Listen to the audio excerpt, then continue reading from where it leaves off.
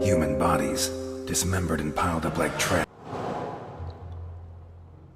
A metal table on which bodies were mutilated.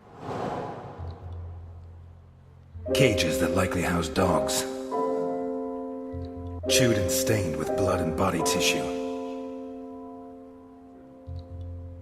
Towels that are still damp. Children's shampoo. A scoreboard, like a knockout tournament. With all the pieces that are rejected by his customers, Ivankov organizes fights, probably to the death, between prisoners and between prisoners and dogs. Maybe even between prisoners and his own men. What is the fate of those that lose? Human bodies, dismembered and piled up like trash. A metal table on which bodies were mutilated recently. It seems clear that those that lose in combat are hacked to pieces. Some of them while they're still alive.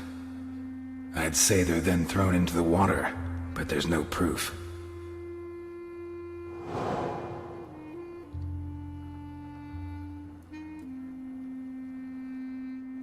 It seems clear that those that lose...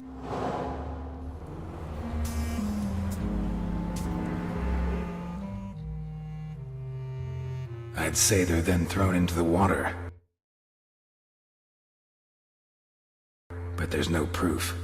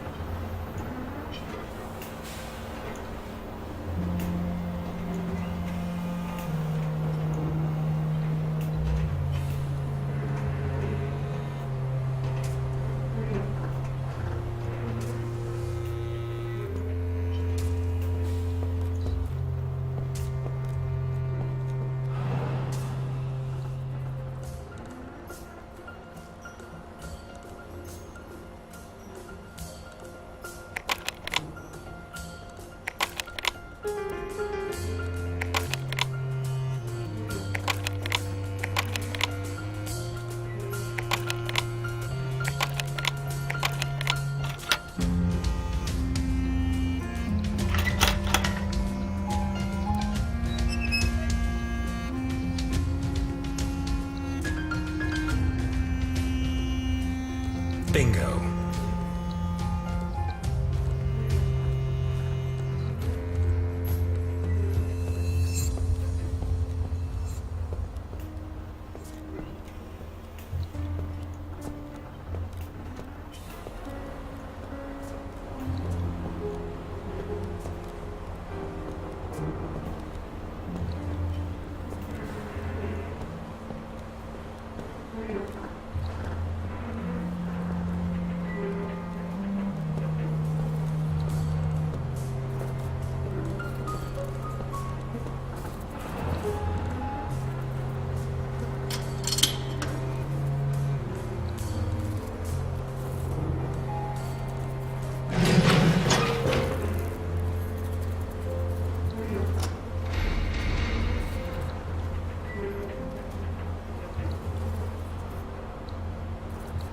The giant container has been used to hold children.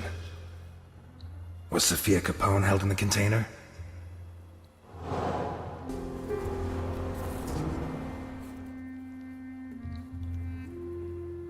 A hefty receipt for children's clothes.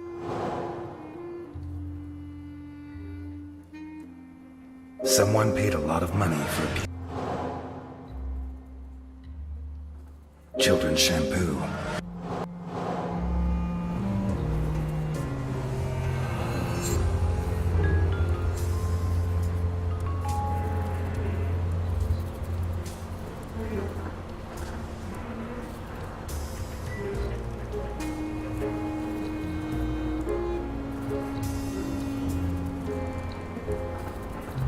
his underwear. Dirty. Doesn't look like the dress Capone said Sophia was wearing. Well, Sophia was wearing a blue dress with flowers that I personally ordered for her from Italy. She was also wearing white ballet shoes with daisies embroidered on them.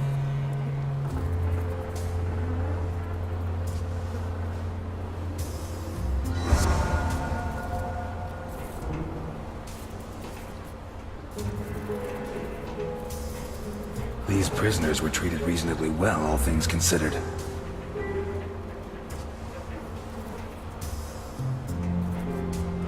No adult could sleep here.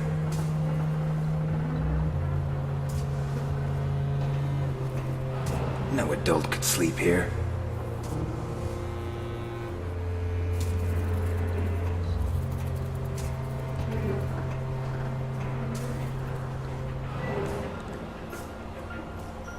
What do you have to do to a child before they draw something like that?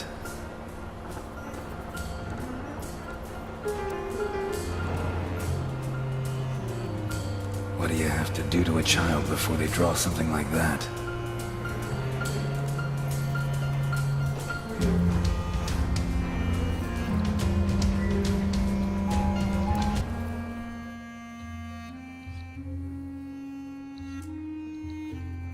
A girl's shoe identical to the one that Capone said his granddaughter Sophia was wearing.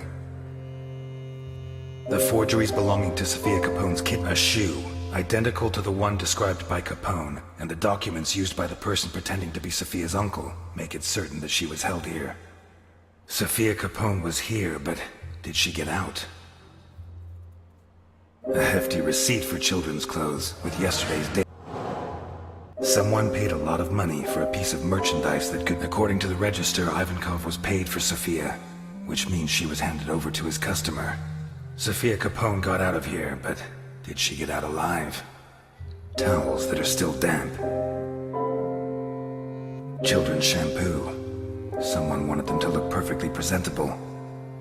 A hefty receipt for children's clothes with yesterday's date. The damp towels, the children's shampoo, and the receipt from the children's clothes shop indicate that they washed and dressed the children before taking them away. I strongly doubt that they washed them just to kill them, so there is reason to believe that Sophia Capone is still alive. We're done here. Let's go. Already? I thought I'd have time to finish Act 4. Are you doubting my efficiency as a detective? That would depend on the quality of your conclusions.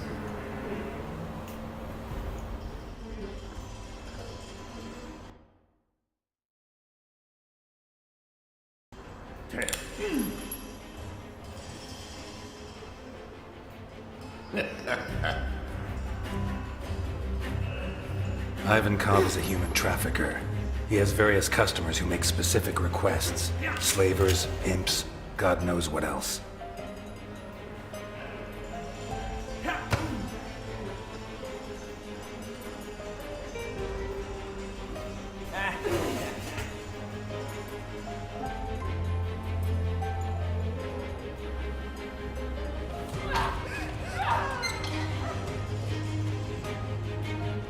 He kidnaps them and puts them in these cages, shackling them and feeding them like animals until he's ready to complete the order.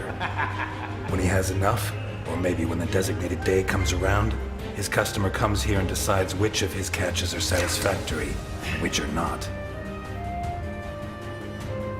What does he do with the rejects? For many people, this would be a problem, but not for Ivankov. Like a true boxing fan, he organizes fights between the failed candidates. Bloody tournaments, possibly to the death.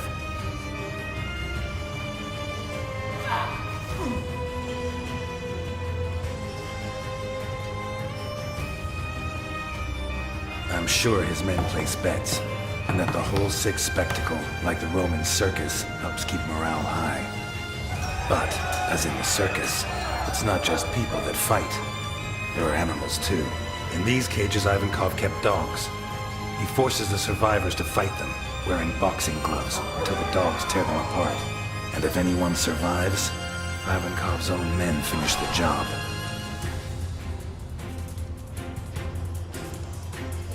This leads us to the next problem. What does Ivankov do with the bodies? Easy. He cuts them up on this table, one by one, alive even, if they had the bad luck not to die in the arena. And then, I don't know, maybe he throws them overboard, but that's always risky. Maybe if we interrogate him when he wakes up, he can tell us more. But that's not what really interests us.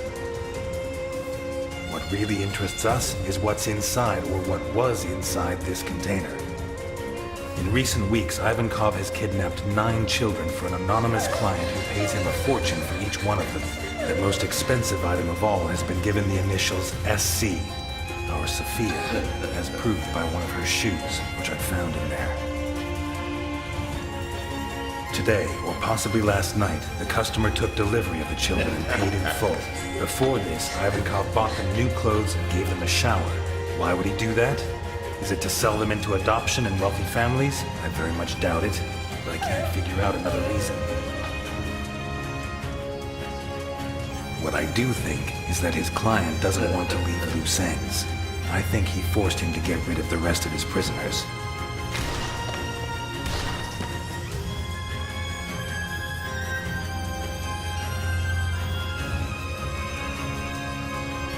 This is why they organized fights yesterday, dismembered the combatants, and even killed all the dogs.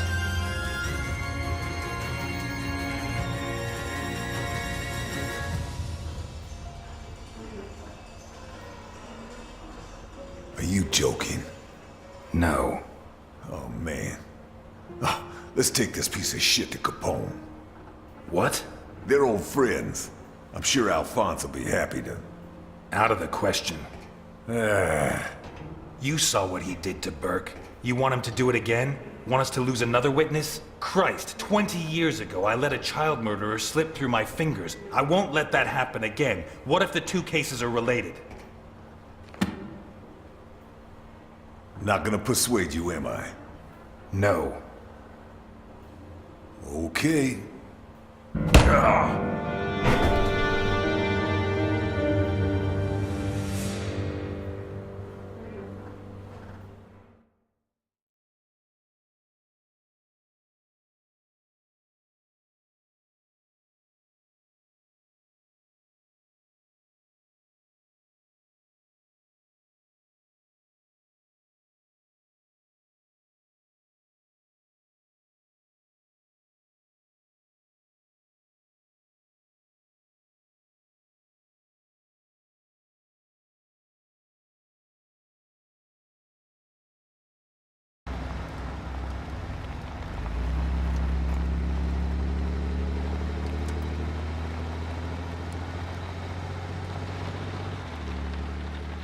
Wake up, Elliot. Are we there? No, still a ways to go. But from here we have to go on foot.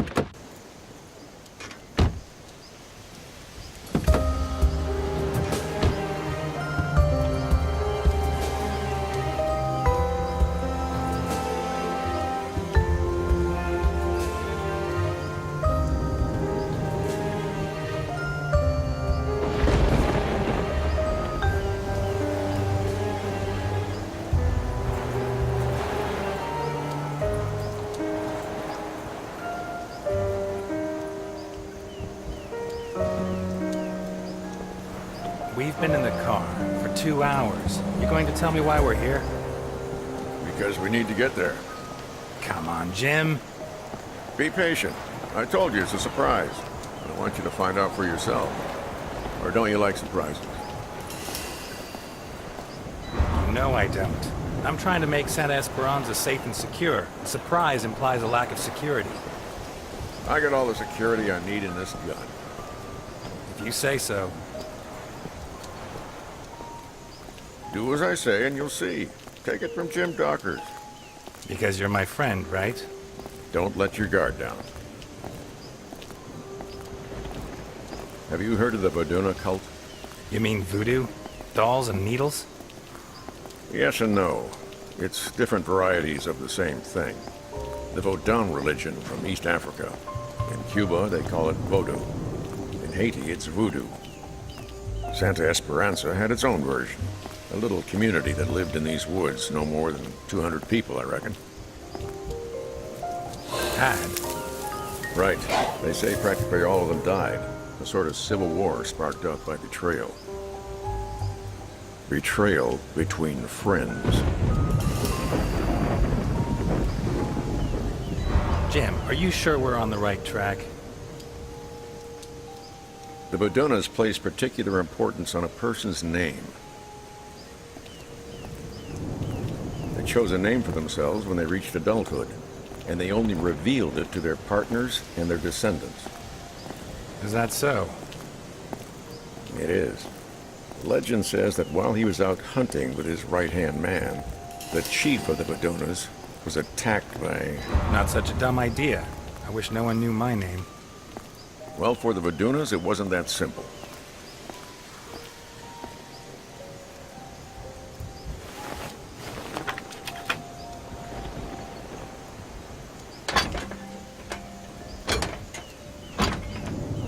Ah, shit.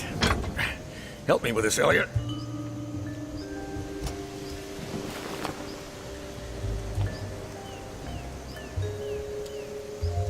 One, two, three. They had different names for day-to-day use. Nicknames similar to Indian names.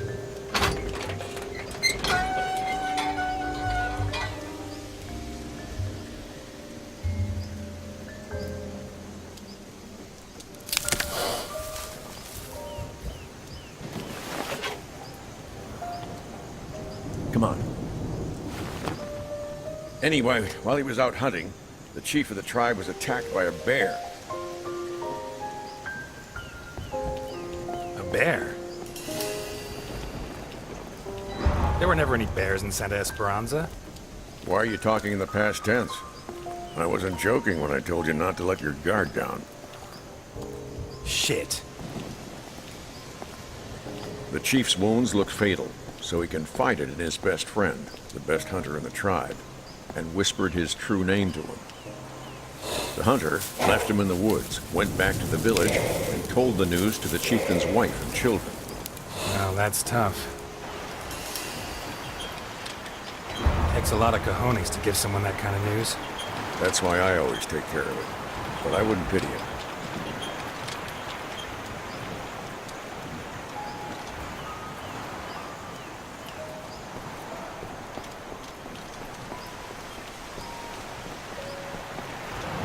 Sullivan River flows into the Donovan Dam, I think. I didn't think geography was your department. Sometimes I like to dabble in things that aren't officially my department.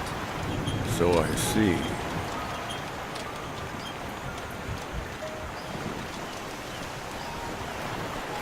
According to Boduna law, from the moment the hunter whispered the dead husband's name to the chief's wife, he would take his place.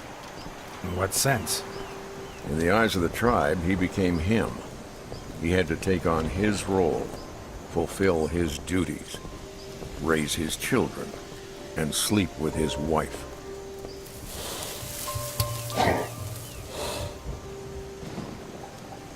Damn. Should be right here. What? The sign tells us which way we have to go. Must be hidden in the undergrowth.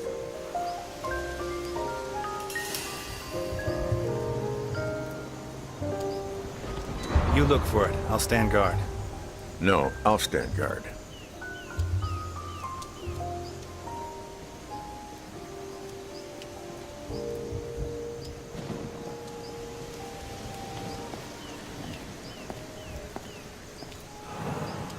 Huh. This burned out a long time ago. Weeks, I guess.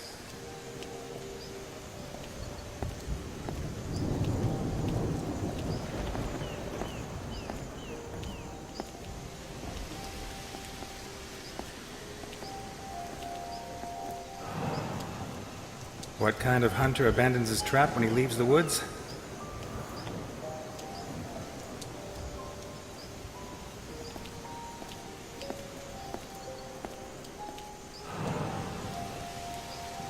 Animal attack, no doubt about it.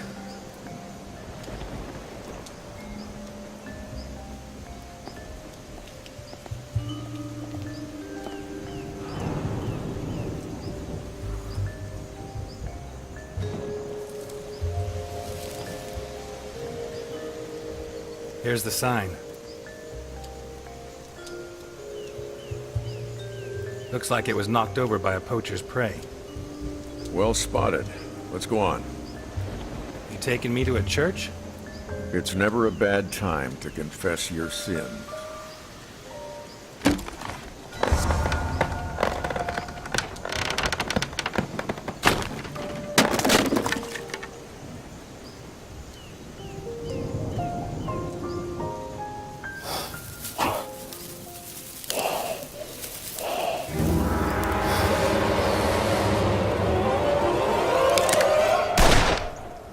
What was that?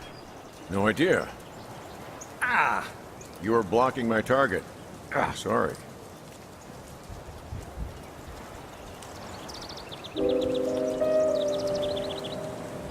What's wrong with you, Dockers? What's the problem?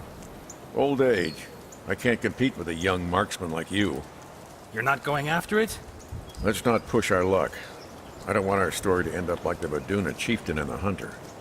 Okay, let's go.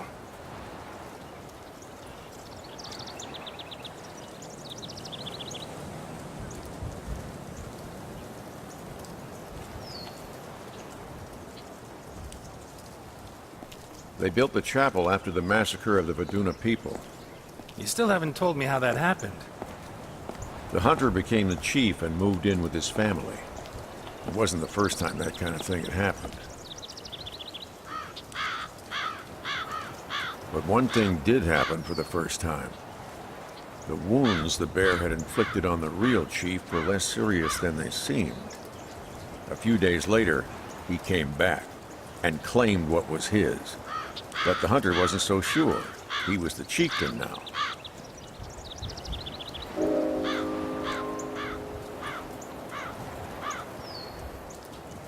According to Vaduna law, he was right, wasn't he? The old chief had given his name and his identity to the hunter. He wasn't who he was before. He had no right to demand it back. Sometimes the law isn't everything. At least that's what many of the Vadunas thought.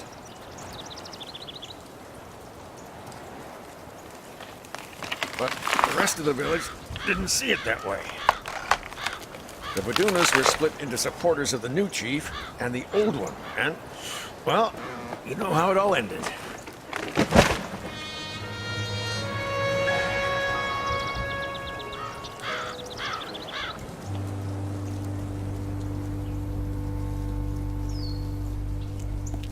Elliot, I have a problem.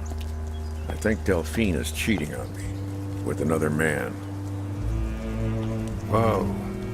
Some nights when I lie down next to her in bed, her hair smells of gunpowder. Someone who regularly handles guns is touching her. Do you have any idea who it could be?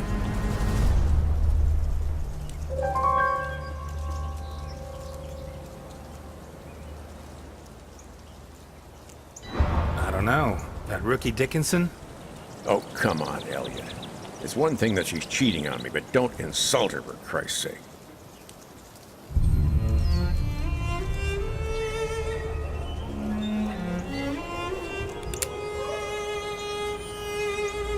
Jim, please, put the gun down. Yeah, Jim, put it down. You're late.